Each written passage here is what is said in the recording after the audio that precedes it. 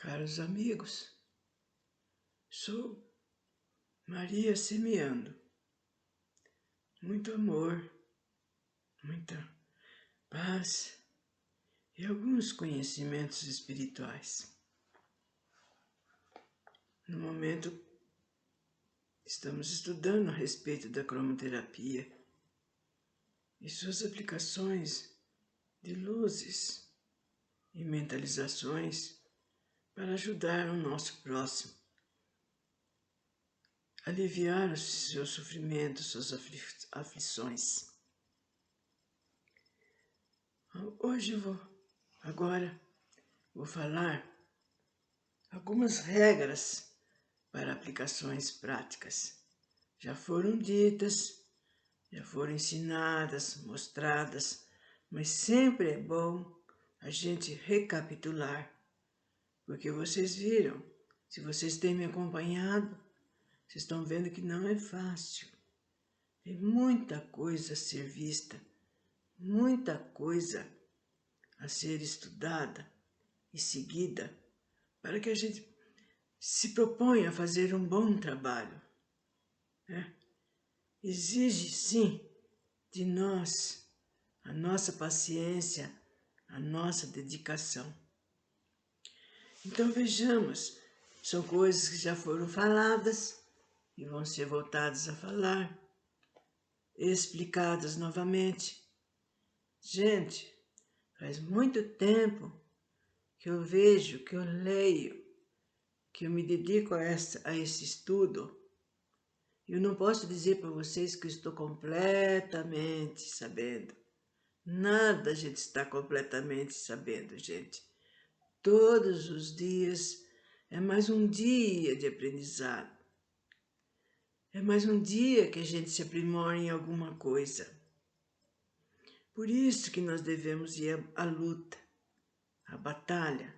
Não esmorecer, não ficar esperando que as coisas caiam do céu. Como fazer a aplicação e algumas regras que deverão ser observadas para o rendimento correto do trabalho.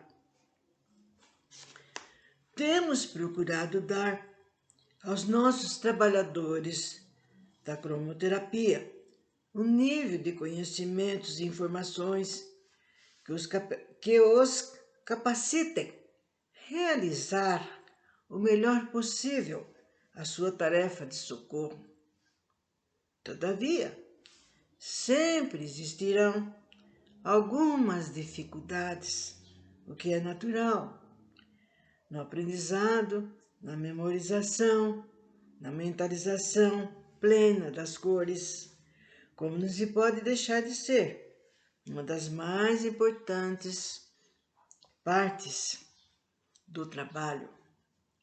O exercício da mentalização como treinamento continuado deverá ser sempre feito, porque não é todo mundo que tem a capacidade de ver as cores no seu processo espiritual. Por isso, a forma que encontramos mais simples para solucionar parcialmente não deve ser definitiva em hipótese alguma, senão termina por tornar-se uma viciação mental. Então, foram duas até hoje usadas nos nossos grupos.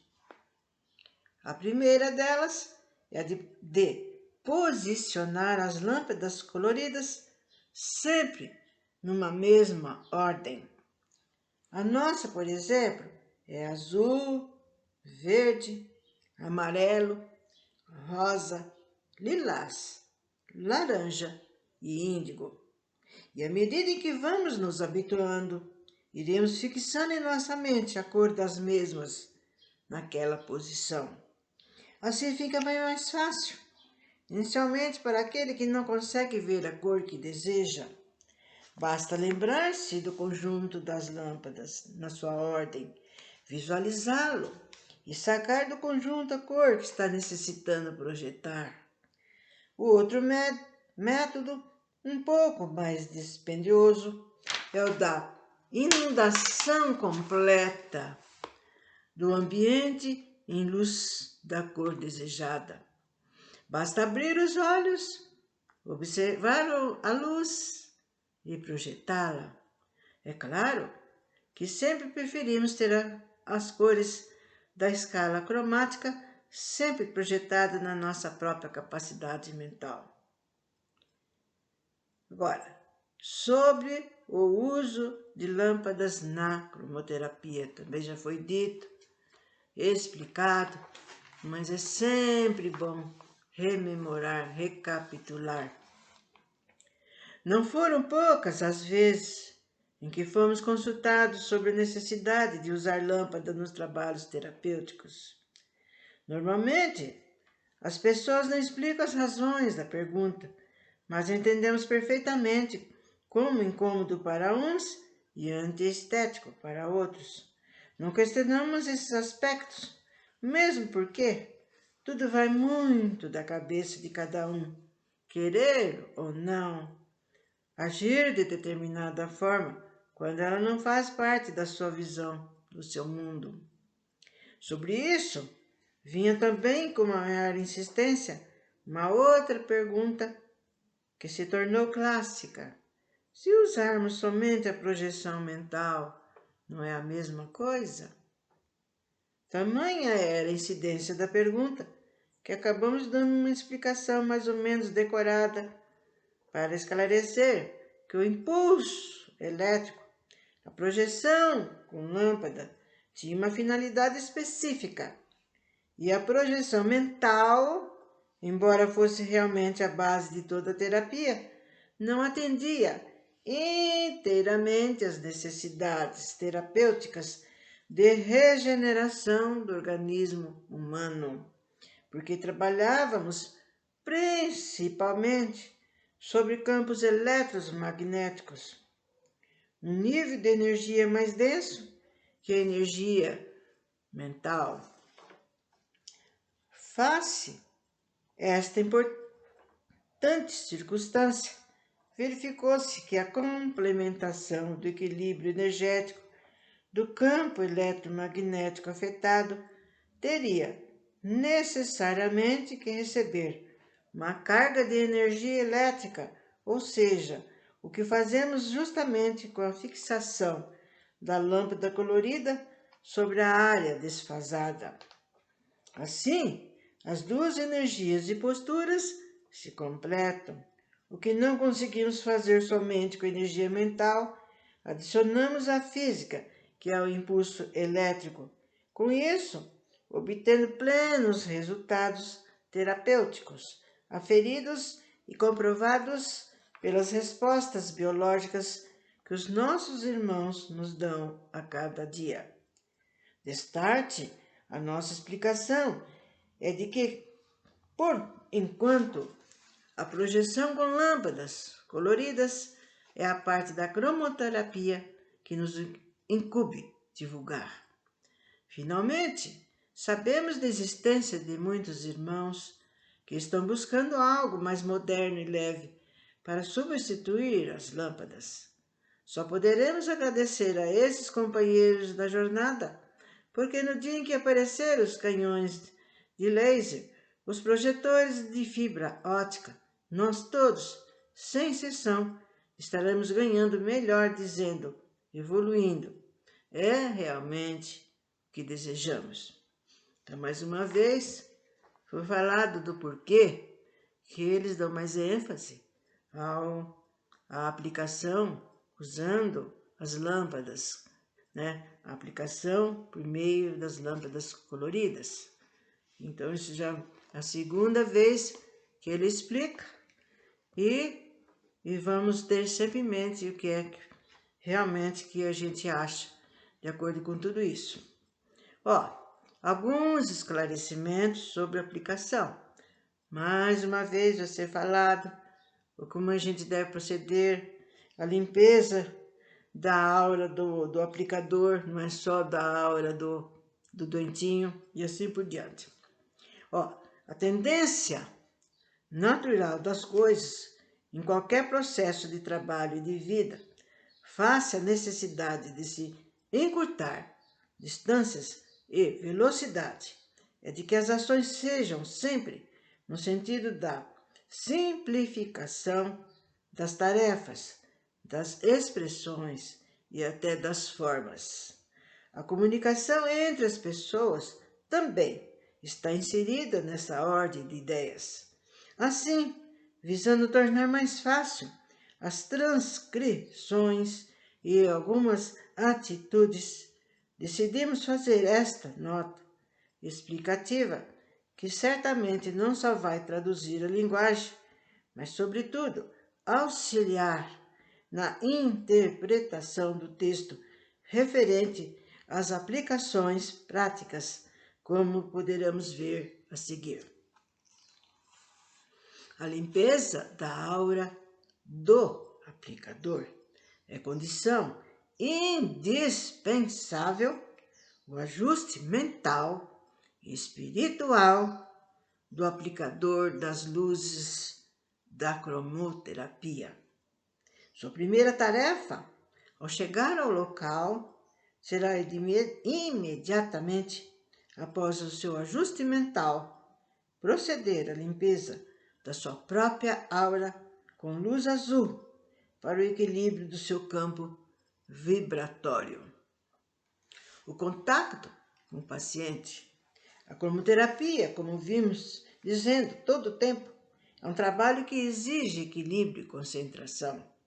Quanto mais o conseguimos, maior será a repercussão sobre o paciente. Da mesma forma, o necessitado também precisa concentrar-se para receber, absorver o máximo das energias que lhe serão transferidas. Assim, a postura adequada para qualquer aplicação é aquela que, antes do início da aplicação, seja feita uma concentração de ambas as mentes, o aplicador e paciente, no mesmo sentido, ambos elevando o pensamento a Deus numa forma mais devocional ou da maneira mais simples. Desejo doar, desejo receber, cada qual emitindo seu pensamento na direção do outro. Verificação e revisão dos chakras. Então, torna a falar sobre isso. E por quê? É indicado verificação ou revisão quando a necessidade de se medir a força energética e vibratória de cada um desses órgãos espirituais, independentemente da sua ligação com seus vizinhos de cima ou de baixo, pela possibilidade de haver problemas em qualquer dos chakras. Nesse caso, verificamos cada um deles e, naturalmente, iremos fazer avaliação para concluirmos sobre os que estão normais, ou mais quentes, ou mais frios, para daí então realizarmos o trabalho de reajuste, isto é, a retirada com a reposição simultânea. E pela imensa necessidade de ajuste, quase sempre é dado como reforço a indicação para abastecimento com energias espirituais dos mais necessitados quando designamos com doação, principalmente sobre o coronário e o frontal. Então, gente, é um negócio que nunca nós devemos deixar de fazer, é olhar os chakras, né? A aura, né? Às vezes aquele ser está com problema de influenciação, está com problemas de vazios, de aberturas na aura, porque a gente não vê. É preciso de um médium que tem esse dom e ele vê. Nossa, está com tal cor, está com esse lugar bem espaçoso, está com quebras aqui, ali, naquela região. Mas não é todo mundo, né? Todo lugar que tem médios videntes com esse dom, né? Então, no apalpar, no olhar o doente, né? Com as mãos, a gente, e mentalizando, a gente vai percebendo esses locais que estão falhos que estão precisando de ajuda, né, de manutenção, né, principalmente da energia, né? E se um dos chakras estiver com a problemática, então este chakra, gente, ele vai buscar ajuda no outro chakra. Ele vai buscar energia no outro. E com isso, o que vai acontecer? O outro vai tendo necessidade de procurar outro. E assim todo o sistema se encontra desequilibrado. Então, o papel do aplicador é esse: verificar quais chakras ou estão com problemas mais quentes, ou estão mais frios, ou se estão normais e não há necessidade, né, de uma reposição de energia, porque isso é mesmo valioso. Não pode deixar de passar. Ah, hoje não vou ver o chakra.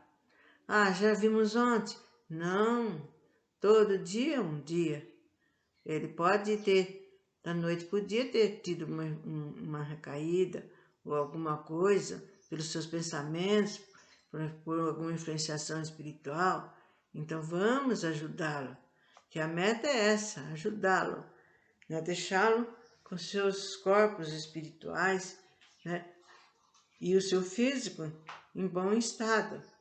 E por isso nós necessitamos, né, de fazer essas averiguações, né? Não fazer um trabalho depressa, correndo. Nossa, eu tenho que sair, eu tenho que ir no banco, deixa eu ir mais depressa. Nada, não façam nada afobado, nada nervoso, nada irritado. Não deixe transparecer ao doentinho que você está com problema. E por isso vai influir, né, naquele dentinho, porque ele está percebendo. Nossa, por que será que ele está com tanta pressa? Será que sou eu que estou dando problema? Será que eu vou... Aí o próprio doente começa a pensar, né, começa a observar, né, e não está se ajudando, porque ele sai da sintonização. Então, gente, nós vamos continuando relembrando esse estudo sobre o chakra, sobre o sistema nervoso central, né? Voltando ao que já foi falado. E com isso, vai ser muito bom que vocês já vão, né, antes de começar a aplicar, vocês já estão sabendo todinho o roteiro, todinho o que deve, o que não deve, a atenção que vocês têm que dar em determinadas coisas. Então, até um outro momento, onde continuaremos recapitulando essa parte que é muito importante.